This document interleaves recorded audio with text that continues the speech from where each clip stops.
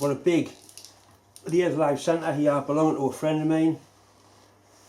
It's got a little bit of play in it, side to side play like that. And he also wants this taper remachining.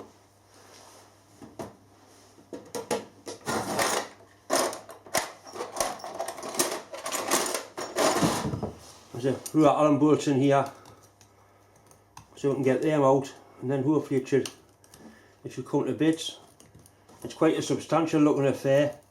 I mean, that'll be a 5 or a 6 taper. Big anyway.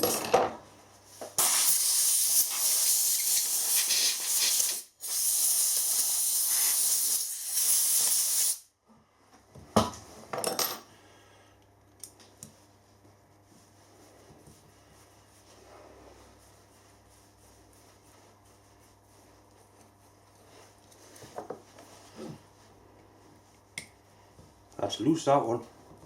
Loose or stripped. Loose. That'll not be helping that as much.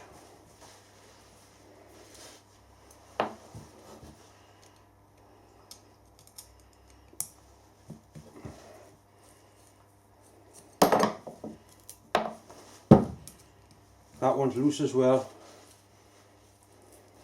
I was expecting to have problems getting these out. Actually slack.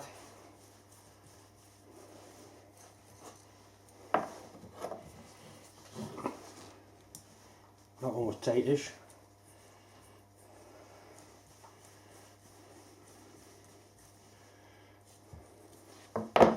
Right. Not quite sure we'll go from here.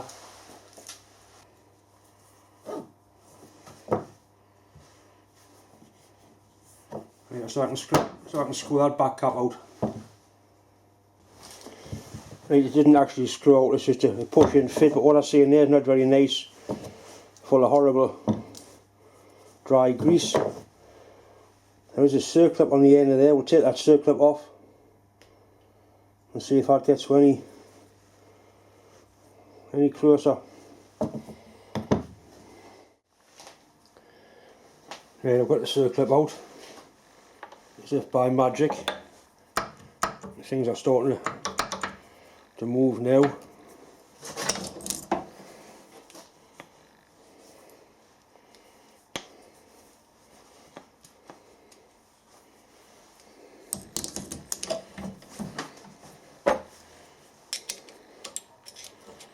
There's a bearing in there, or what's left of a bearing.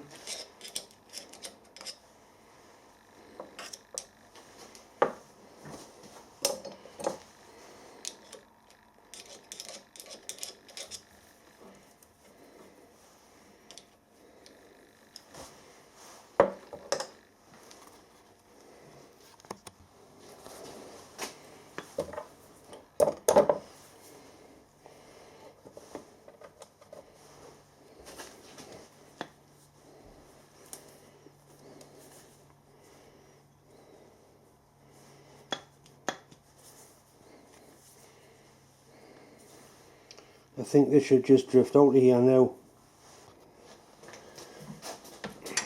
What a bronze drift, so it don't hurt anything.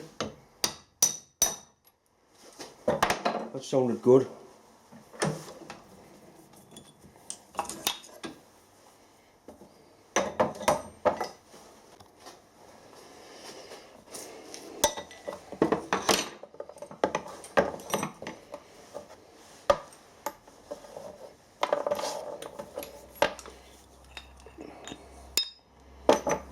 It's quite a substantial looking bearing, that.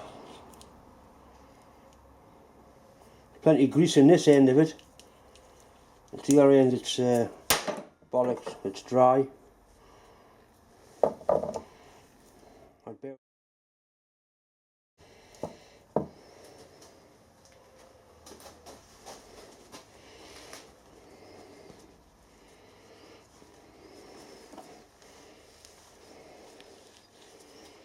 The track's in very good condition. There could well be shims underneath here.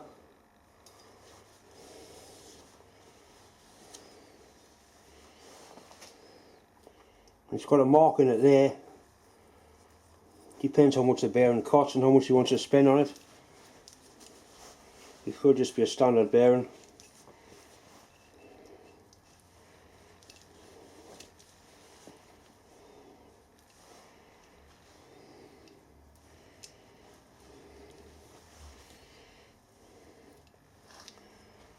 Looks like it's had water in there at some time. Just shimming the back.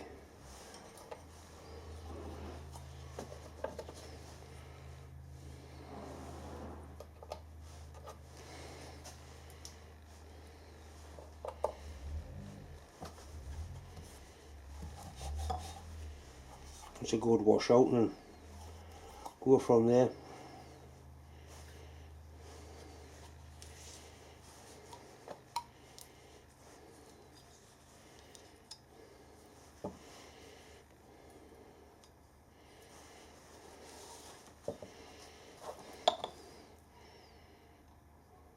And the thing is, once this is loaded up, once it has a weight on there, it's going to take away any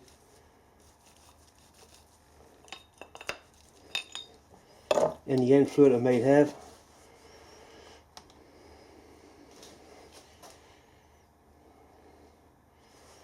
I'm trying to get that bearing track out of there just to have a look.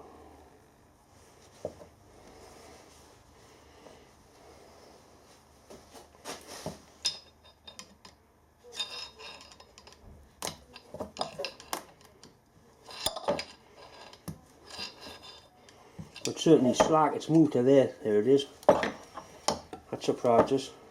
And I'll check the number when I get it out and see if I can get a bearing for it.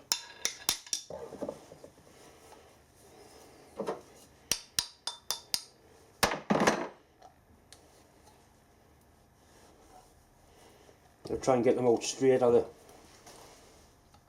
the... I don't want to clear. That's it. By the bastard's been warm at some time. Made in England. Timken. Got some numbers on, so I'll price a bearing up for it. I want to see if I can get this bearing off the shaft. I've got it supporting a vise under the inner track of the bearing.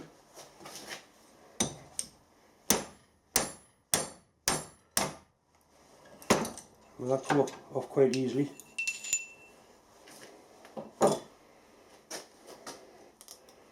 There's a big lump of that missing.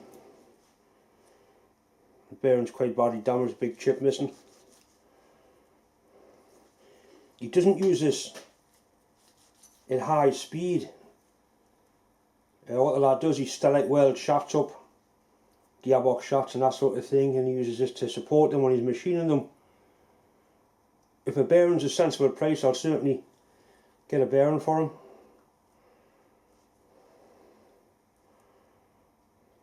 SNNC Timken tape on that one.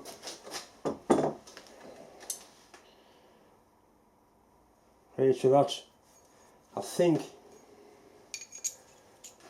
it's sometime, I'm telling you, centre bearing, that's SNNC Japan, and that's Timken tape by England.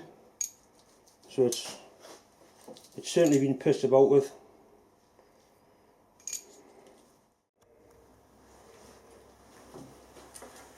I need to remachine the face on the centre. It really is hard, that. I'll give it a try, but I think it may have to be ground. I'm going to grip it in a 4-jaw chuck on that bearing face there. What I don't want to do is damage the face, so I'll put some jaw protectors into the vise. All I do is I make them as I need them. This is just 0.8mm aluminium, easy and quick to make. Pull the edges up.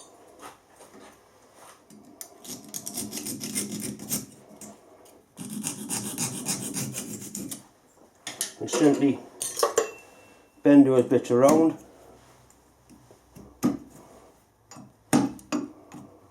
That stops them falling off. There's nothing worse than you're trying to feed a little bit of aluminium and brass in and they keep dropping off. Once they're on, they stay on. Simple, quick to make.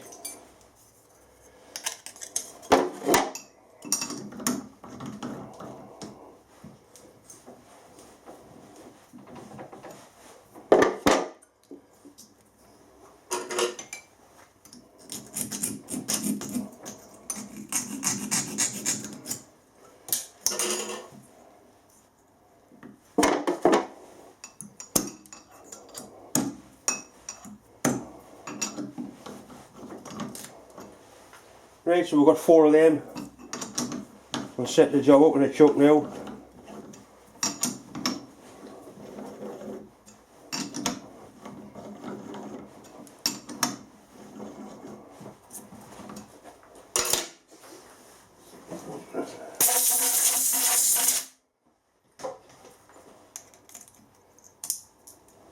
You just clip on like that. So they're doing drop off.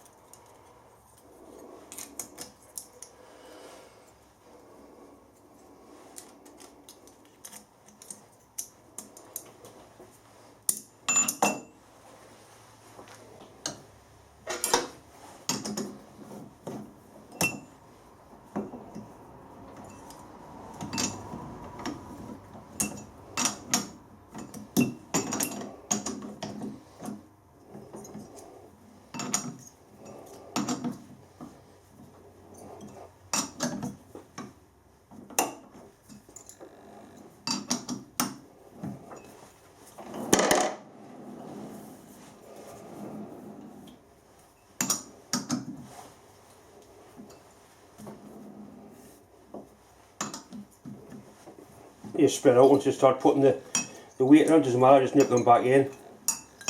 The set of these lasts quite a long time. Right, we'll get it set up, get it squared up, run nice and true. Just eyeball it at first, we'll get it somewhere near. And we'll put a clock gauge on. This is going to be run true, not somewhere near very true.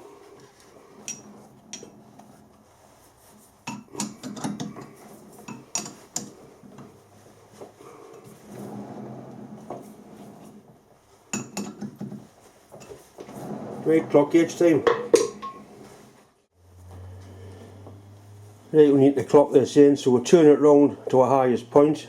That's the highest point there. So this jaw here needs tightening. So what we'll do, we'll slacken the opposite jaw off a little bit. Tighten this one. Turn it again. I'll move this to the right, find our highest point, which is this one. That's a high jaw there, that one's tightening.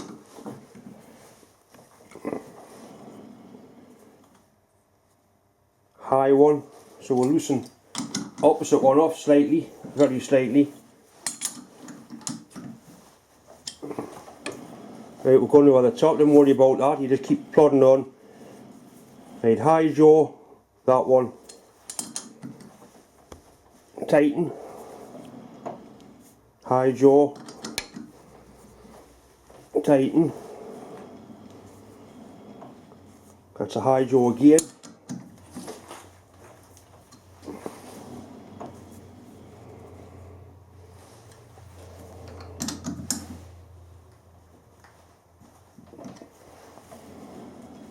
We're getting near now.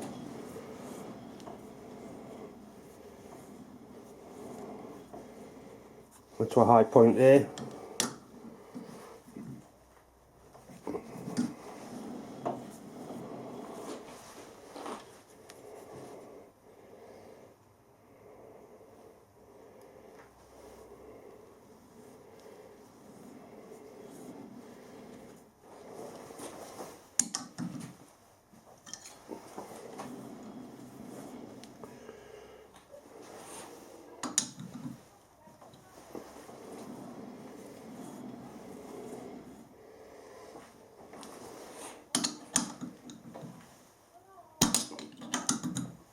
It's easy to get with a couple of thoughts out, that's a little bit that's hard.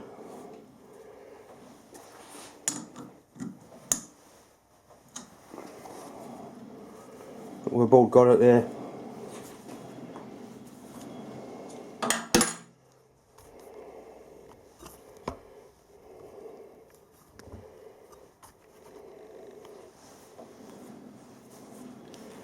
If I need it any better than that, I've got a clock gauge with no insides in. Right, that's within a tenth, a couple of tenths. I'll just nip each jaw again just to make sure I've got it.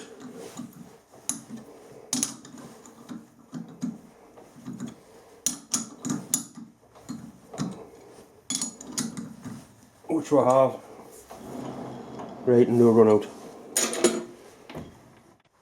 Right, we've got it run nice and true. What I need now is the compound slide setting the angle to machine that, which is 30 degrees because it's a 60-degree centre. That's an easy way of doing it. I've got a tool post on here which is square to the axis of the compound slide. Simply wind it in till it's touching all the way down the taper, like that. If you check on there, it's set to 30 degrees. So we'll simply tighten it up with that.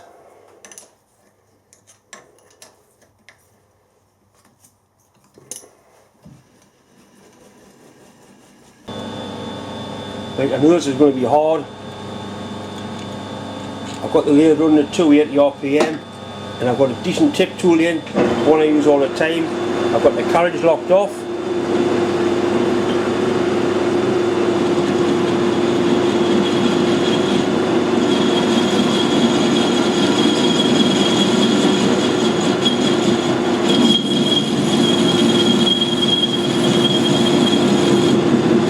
It is hard, but at least it's machining it.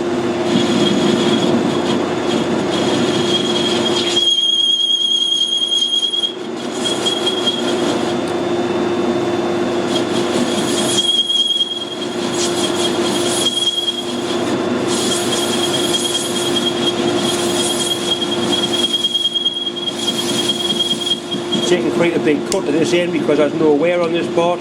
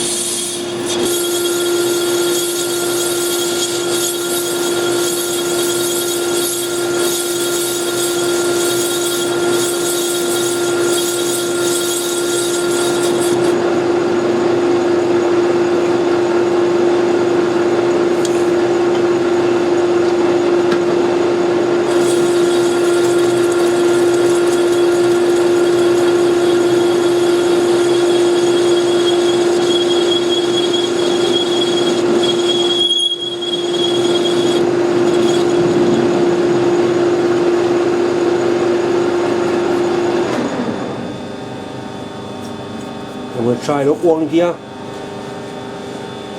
We're doing 290, we'll try it at 410.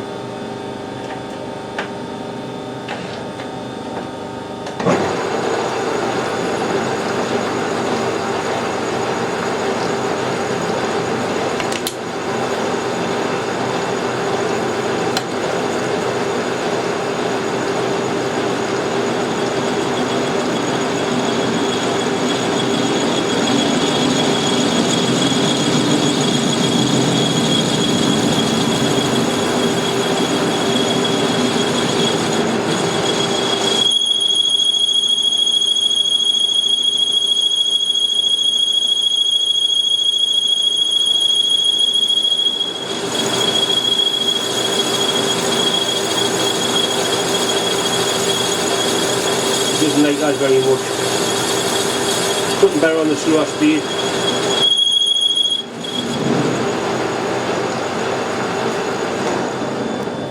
Right, I've found the speed in a tool that seems to work. We'll go for a finished cut now.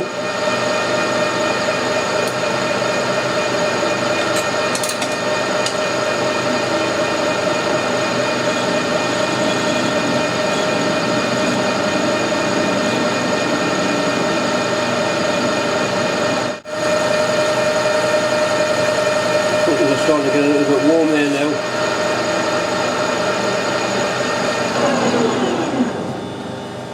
Right, that's pretty good, I'll settle for that.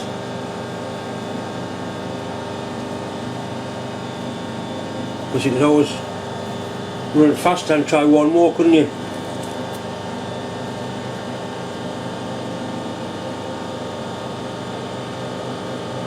Which I think we will.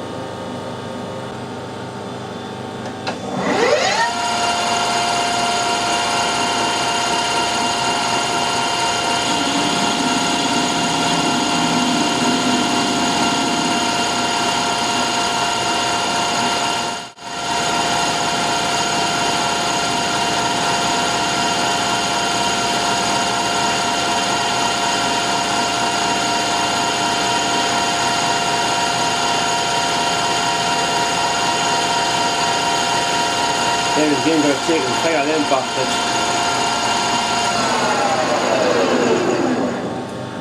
And that's the one. That's like a ground finish, that. Yes, John's happy with that. And we need to put any emery tape on there.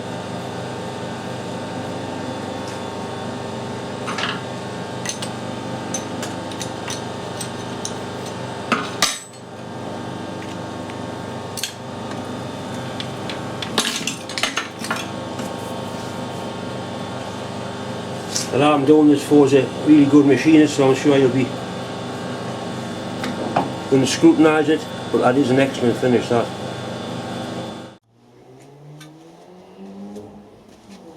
This is the sand in its dry state. You can see how powdery it is.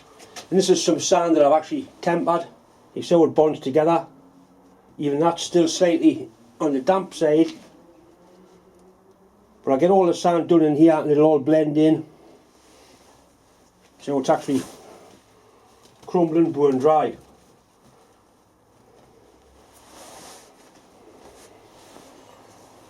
That's the handle I'm going to replicate.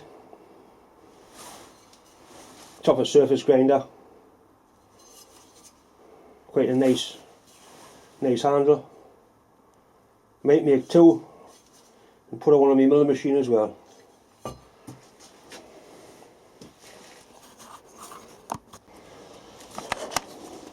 See how dry the sand is.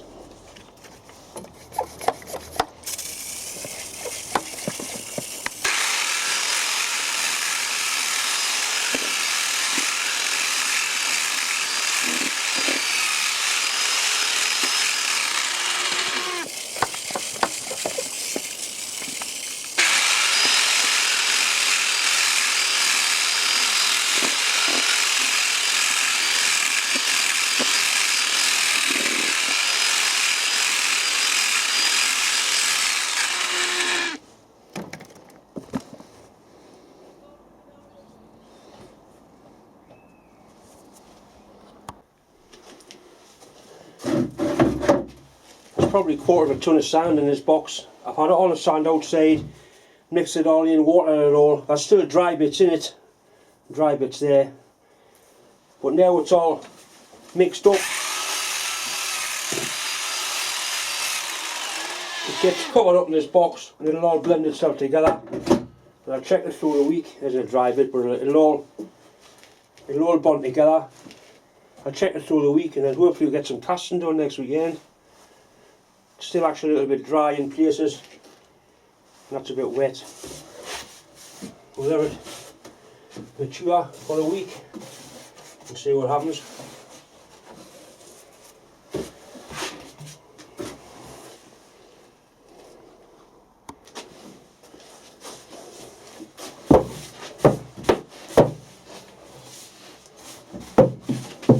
The idea of this box should be lined with plastic or metal. I think the wood does draw the moisture, but it's not being used for 2 years.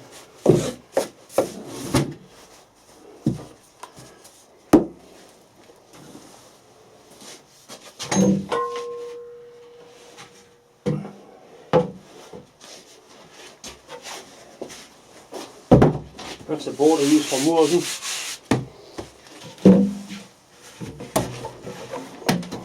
And it's covered up. When it's not in use, you've got a bit of handy workspace.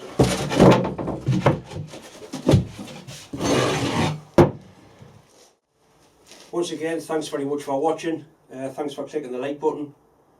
A special thanks to Mark Williamson and his partner for coming across tomorrow. Mark's partner brought a beautiful flower across for Deb, a big live flower. She's over the moon with that. And Mark fetched me a big bucket of scrap bronze to cast things out of. And of course his wheel that we're going to try and reproduce for him. That should make a good video. I've done no casting for quite some time. And make a change from lathe work. Anyway, once again, thanks very much.